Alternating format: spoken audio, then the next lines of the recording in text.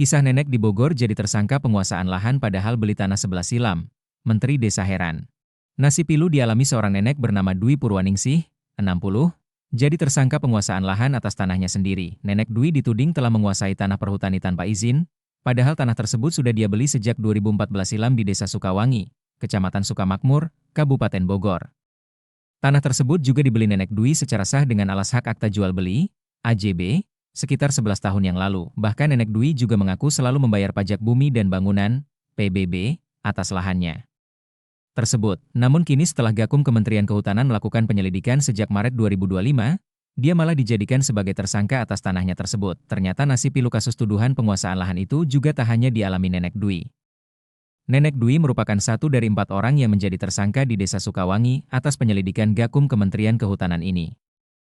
Saya dituduh mengolah tanah hutan tanpa izin, kata Dwi. Nenek asal Jakarta ini menjelaskan bahwa tanah miliknya yang dimaksud tersebut memiliki luas 5.000 meter.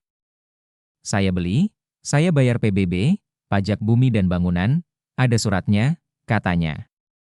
Sudah lama, dari tahun 2014, sambung Dwi, kata dia, tanah itu dulunya saat pertama kali dibeli dari warga setempat, merupakan tanah kebun. Kemudian di lahan tersebut dibangun villa pondok bambu. Setelah bertahun-tahun kemudian Dwi mendadak dipanggil Gakum untuk diperiksa. Setelah 2 kali diperiksa, nenek satu cucu ini kemudian ditetapkan menjadi tersangka. Menteri Desa, Mendes, Yandri Susanto saat mengunjungi Desa Sukawangi mengatakan bahwa alas hak tanah warga AJB ini juga dikeluarkan oleh pemerintah.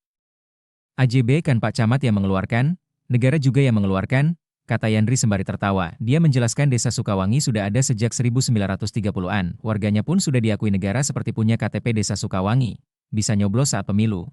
Bahkan soal tanah warga punya surat-surat dan juga membayar pajak. Bahkan di tanah yang diklaim perhutani ini ada jalan umum, sekolah hingga puskesmas yang didirikan negara. Namun tiba-tiba diklaim perhutani pada tahun 2014. Tadi saya ke SDN 1 Sukawangi, saya lihat masjid, puskesmas pembantu, itu semua dibayar negara dan berdiri jauh sebelum SK Kementerian Kehutanan itu terbit, di mana kan SK Kementerian Kehutanan itu terbit tahun 2014, kata Yandri.